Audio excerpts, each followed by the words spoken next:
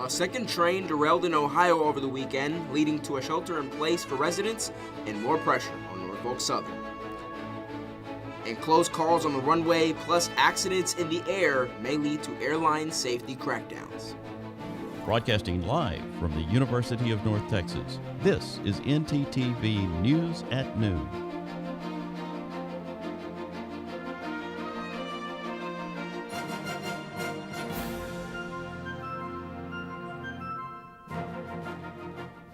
Good afternoon. Thank you for joining ntTV News at Noon. I'm Sydney Jolivet. And I'm Armando Berry.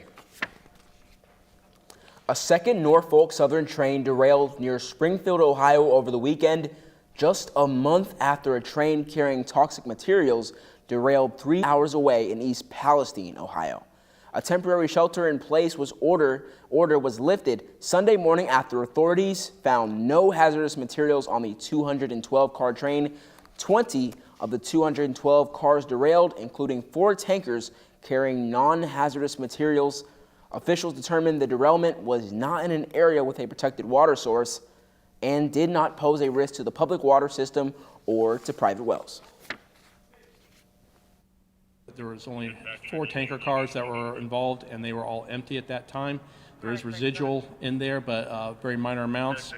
After the technical research, they did a recon of the site, found nothing that spilled onto the ground, and nothing, very minimal material on the actual cars themselves that actually dried very quickly. Crews are still working to clear the toxic waste from another Norfolk Southern train in East Palestine, Ohio. The company has promised to fully clean up the wreck and vowed to invest in East Palestine.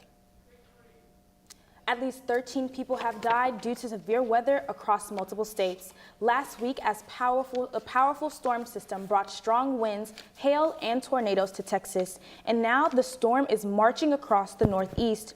More than 1 million people are without power, and more heavy snow is expected in the West. Shelly Malashi has the latest. The death toll rising on Saturday after a powerful storm system swept across the U.S., prompting widespread severe weather advisories and alerts. On Friday, the extreme storm brought heavy rain, golf ball-sized hail, and tornadoes to the south, and intense winds strong enough to topple trees. We have a number of homes that have been impacted, some significantly, but nothing like what we saw in the December 2021 storms.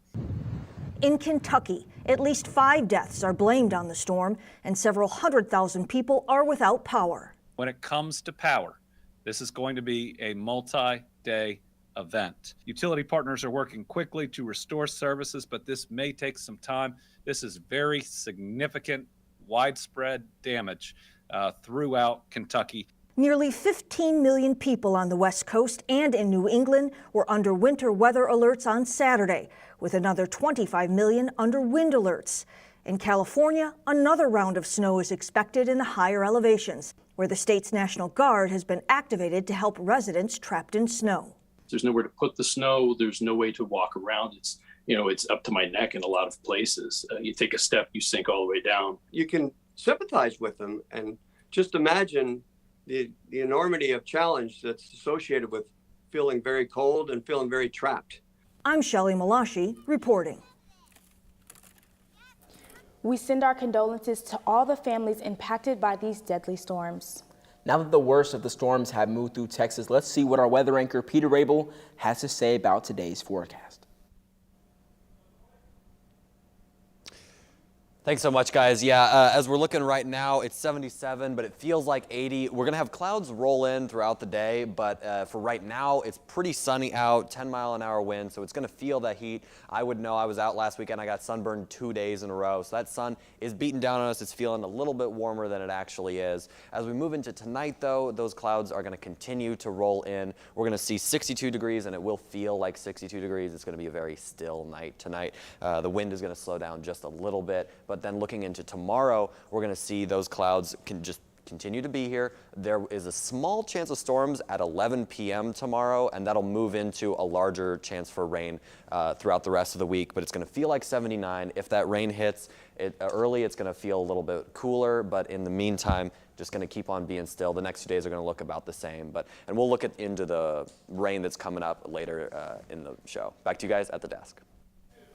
Thanks, Peter. Walgreens says it will not distribute abortion medication in 20 states, bowing to pressure from anti-abortion lawmakers and lawsuits targeting the legality of abortion pills. The company says it will not dispense mifepristone, the first of 2 drugs mentioned in a February 1st letter from 20 Republican attorney generals. Walgreens said it will distribute the drug only in jurisdictions where it is legal and feasible. Abortion medication now accounts for a majority of abortions in the U.S. The controversial topic has become a flashpoint in the fallout from the U.S. Supreme Court's decision to overturn Roe v. Wade last year. As Walmart branches into primary care, the company plans to build 10 new healthcare centers in DFW next year. ntTV's Charles Ware has more information on these openings and what these centers do. Charles?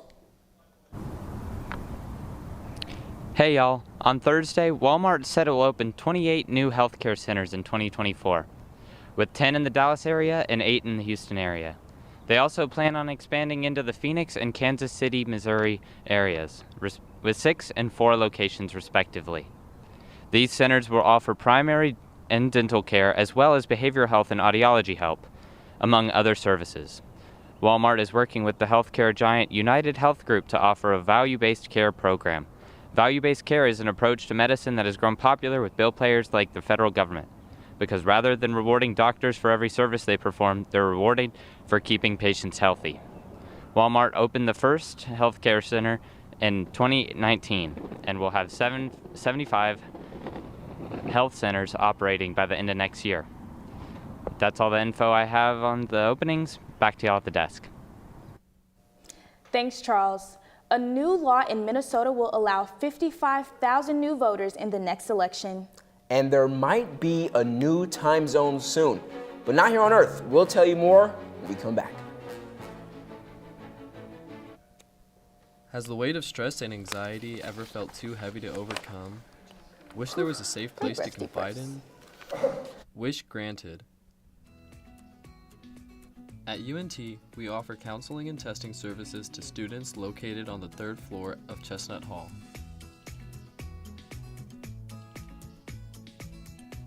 UNT, we're here for you.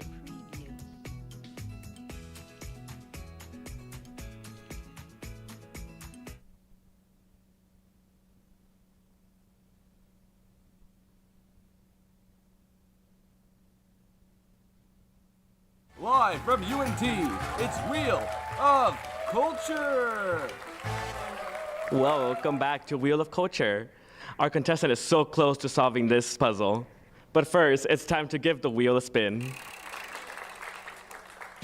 Wow, you landed on London, one of the many places where you and your fellow students can go on a chance to experience new culture. But only if you can solve this puzzle. I'd like to solve the puzzle. Study abroad. That's correct. You just won yourself a trip to study abroad in London, England, and you can too. Just go to studyabroad.unt.edu to see deadlines and apply for scholarships. Get ready to study abroad. And now we return to Fabric of Passion. Oh, Hector, it will be so hard for us to part, but we must. But, my love, what did I do? I thought we were meant to be together forever. I am so disheartened to say that you're just not in style anymore. But you will be, to someone else, in a better place. You're gonna shred me? No. I'm donating you to one of the many clothing donation boxes available on campus. There is one in the Union by the Syndicate and one on Union Circle Drive. Oh, well, why didn't you just say so? I'm gonna be someone's new shirt. I thought you'd be more distressed. Oh, absolutely not. It was cramped in your closet anyways. Maybe you would like to be shredded after all.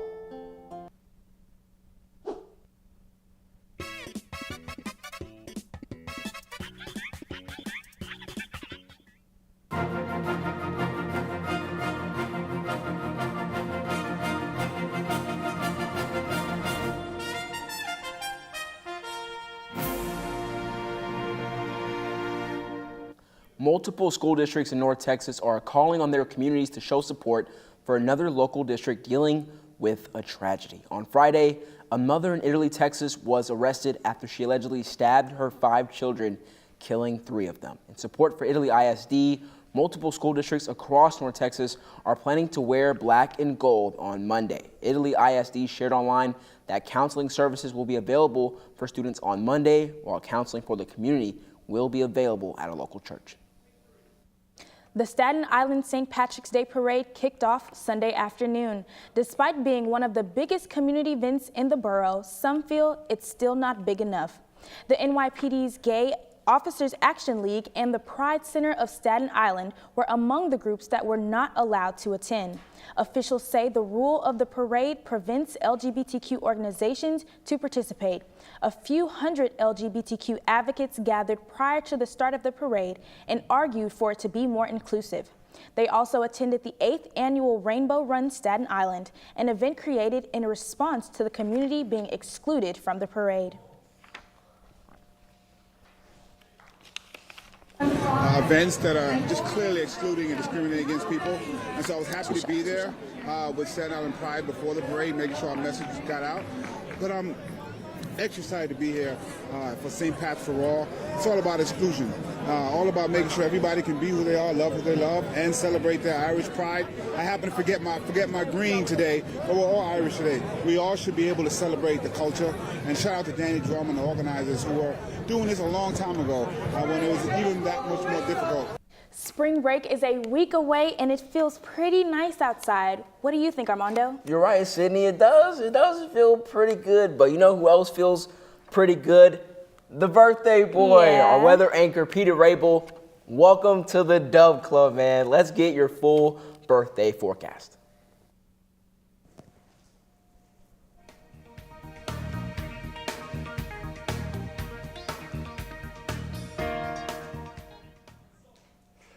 Thank you so much, guys. Yes, I'm excited to be in the Dub Club. Right now, if we're looking at our weather, though, over in the west, it's getting pretty warm. You'll see it's 81, it's 78 in Decatur, Stevensville, and Bowie. They're just having a bit of a heat wave right now. As in the east, we feel kind of the remnants of the cold front that pushed in over this past week with 73 in Paris and Sulphur Springs. That'll warm up as the day goes on, and the clouds will kind of keep it a little bit. It'll feel pretty nice. And then as we look into our larger region, we're going to see a lot of the same in general. We've got 64 in Amarillo and then 81 in Abilene still, 71 in El Paso. Temperatures are just kind of all over the place, so be sure whether it's a little bit cooler outside up north, you're putting on a very light jacket as it's going to warm up throughout the day, or if it's warm out, that you're making sure you're wearing your sunscreen or whatever else you need to do. And then as we look into our 7-day forecast, we're going to see, like I was talking about earlier, we do have some rain just coming up. It might hit us kind of more on Wednesday. At least it might hit on Tuesday. So we'll see a little bit of that fluctuate throughout the week. And then again, you're going to see temperatures dip one more time probably this Friday, Saturday, and Sunday, going all the way into Monday. Another smaller, weaker cold front is going to push on through, but those get a little bit weaker every time we see them. So that one's not going to be too serious. It's mostly going to be in the night and in the morning when you first wake up. So keep that in mind. Temperatures aren't quite solid, but right now everything's kind of balancing out as we head into the spring. That's all I have for you guys today. Back to you at the desk. Thanks, Peter. Again, happy birthday. Convicted felons who have completed their sentencing will soon be free to vote in Minnesota. Governor Tim Walz signed a bill Friday that will restore voting rights to more than 55,000 people formerly incarcerated. He says it's the largest expansion of voting rights in the state in half a century. It comes after years of legal battles with the state's former law, which kept people from voting if they were on felony supervision or probation.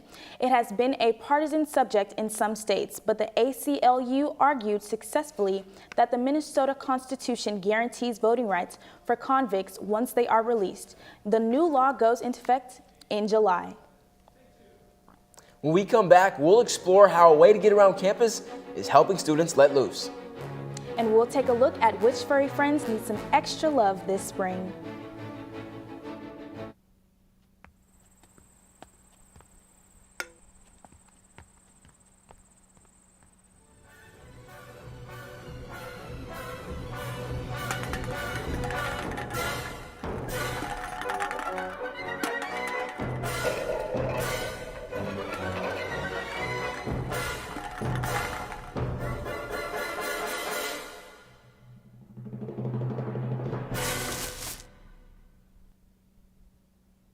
So a man's been walking in the desert for days at a time. He finally comes across a bar and orders a Coke. That's not funny. Eh?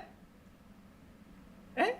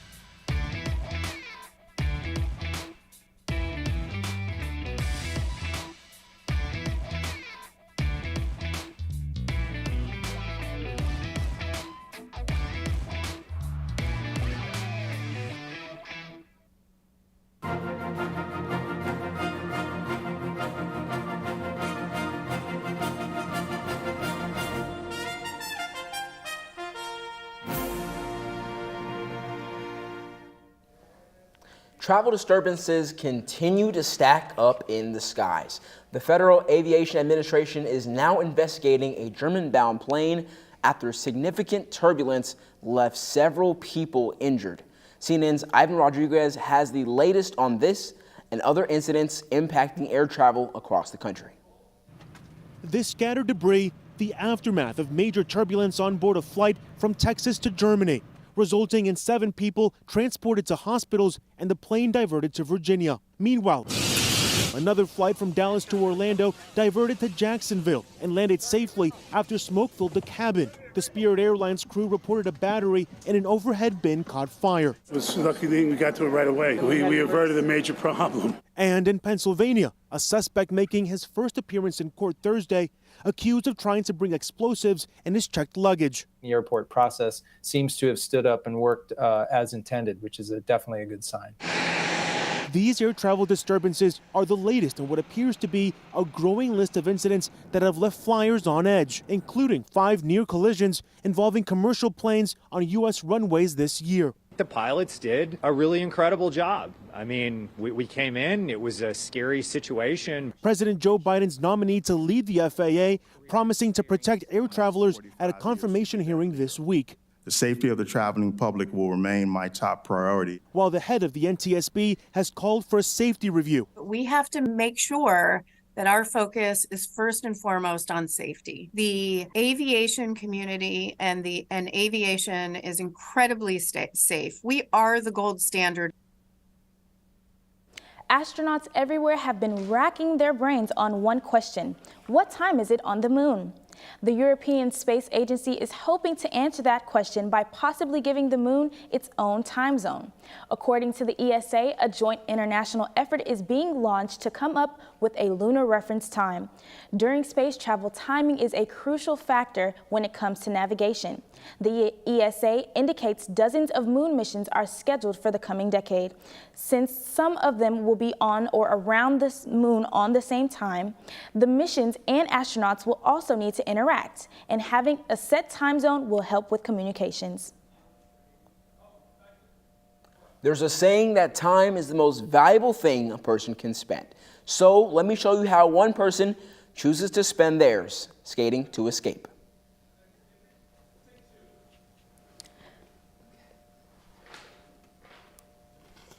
You're not much of a skateboarder yourself, Sydney? Not necessarily. I think I've been on a ripstick. That's probably it. I would pay to see that. That seems like that would be pretty funny. But there's more ways to have fun than just, skateboarding, things like that. Right, Lillian? Sure are. I mean, with the weather warming up, we got activities, outdoor sports going on. So what better way to spend that with a furry friend? But before I get into that, a lot is going on the basketball court. So stick with me after the break. Man, I have all these non-perishable food items, and I don't know what to do with them. I don't have any food at all. Do you have too many non-perishable goods? Yeah. Have you run out of food and can't get any more? Yeah. Well, don't have a cow? Head on down to the UNT Food Pantry. Located behind Crumley Hall and Diamond Eagle Student Resource Center, the Food Pantry is the place for UNT students to get all the food they need. You'll be utterly surprised by all the options they have there. From gluten-free to lactose intolerant, even vegan and vegetarian, they have it all. Go to studentaffairs.unt.edu/foodpantry for more information. Move on down to the UNT Food Pantry. That was a really good movie. Yeah, I really liked it. Yeah, so we have to watch the next one before next class, right? We do? I think so, but it's not on Netflix and it's not on Hulu, so... Man, I don't want to pay for that. So what do we do? You think there's a place we could go to get the movie? I'm not sure, maybe?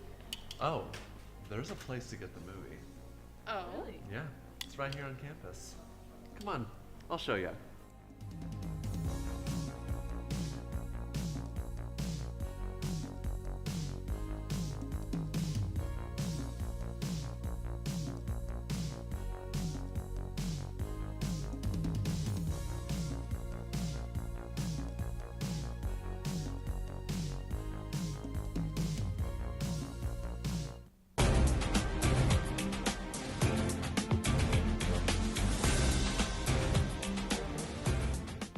Things got a little chippy on the court at yesterday's game between the Dallas Mavericks and the Phoenix Suns. It was a close competition the whole way through, with both teams taking the lead at multiple points throughout the game. It started getting rocky in the last few seconds of the game when Luka Doncic missed what could have been a game-tying shot. After Doncic visibly got upset, Devin Booker came to exchange some words with him, and it got heated. The two players got all up in each other's faces, which ended up with the both of them receiving technicals. This is not good for Luka due to the fact that he is just a few technicals away from being suspended for the rest of the season. In the end, Dallas came up short, losing 130 to 126. The Mavs will be back in Dallas on Tuesday to take on the Utah Jazz. Hopefully they can continue to keep the Jazz on their road game losing streak. The 2023 spring training has taken on a whole new meaning this year, with the MLB introducing new rules in the upcoming regular season. The teams are taking this time to practice adding the new rules and regulations that are changing the game as we know it. The league is introducing things like pitch clock, bigger bases, and shift regulations. While each team has about 30 training games to learn these new rules, it's going to take a lot of time to adjust. And speaking of spring, warmer weather and brighter skies is right around the corner, giving you the perfect excuse to get active, maybe throw the ball around with your buddies. But if you're looking for the perfect throwing partner, I know where you can find one.